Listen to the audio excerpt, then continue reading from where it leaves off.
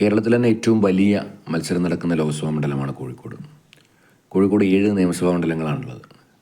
Balussery, Elathur, Kozhikode north, south, Beypore, Kunnamangalam, Koduvally.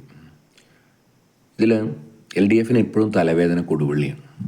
കൊടുവള്ളിയെക്കുറിച്ചാണ് LDFൻ്റെ പേടി. കാരണം കഴിഞ്ഞ 2 ലോക്സഭാ തെരഞ്ഞെടുപ്പിലും കൊടുവള്ളിയിൽ 30,000-ലധികം വോട്ടിൻ്റെ ഭൂരിപക്ഷമാണ് MK രാഘവന് നൽകുന്നത്. കൊടുവള്ളി നിയമസഭാ മണ്ഡലം ഒരു തവണ LDF മത്സരിച്ച് ജയിക്കുകയും കഴിഞ്ഞ തവണ MK മുനീർ തിരിച്ചു പിടിക്കുകയൊക്കെ ചെയ്ത മണ്ഡലമാണ്. എന്നാലും 6,000 വോട്ടിൻ്റെ ഭൂരിപക്ഷം മാത്രമേ MK മുനീറിനുള്ളൂ.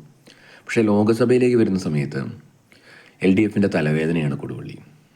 കൊടുവള്ളിയിൽ 30,000-36,000 വോട്ടിൻ്റെ ഭൂരിപക്ഷമൊക്കെ MK രാഘവൻ പിടിക്കുമ്പോഴാണ് MK രാഘവൻ ജയിച്ചു കയറുന്നത്. അത് A വിജയരാഘവൻ മത്സരിച്ച സമയത്തും കഴിഞ്ഞ തവണ പ്രദീപ് കുമാർ മത്സരിച്ച സമയത്തും ഒക്കെ ഇതുണ്ടായിട്ടുണ്ട്.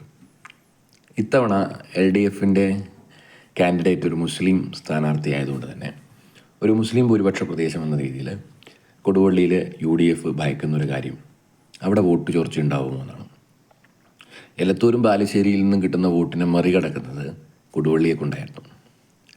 കൊടുവള്ളി LDFൻ്റെ തലവേദനയാണെങ്കിൽ ഇത്തവണ UDFന് ചെറിയൊരു ഭയം അവിടെ ഉണ്ട്.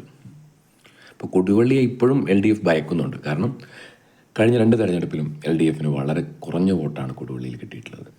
വലിയ ഭൂരിപക്ഷം MK രാഘവന് കിട്ടുകയും ചെയ്തു. കഴിഞ്ഞ തവണ കിട്ടിയ ഭൂരിപക്ഷം UDFന് ഇത്തവണ കിട്ടില്ല എന്നാണ് UDFും LDFും കരുതുന്നത്.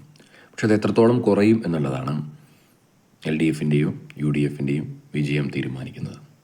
കൊടുവള്ളി ഒരു തലവേദനയാണ് LDFന്. UDF ഇത്തവണ കൊടുവള്ളിയെ ഭയത്തോടെയാണ് കാണുന്നത്. കൊടുവള്ളി തീരുമാനിക്കും UDFൻ്റെ ജയപരാജയങ്ങൾ.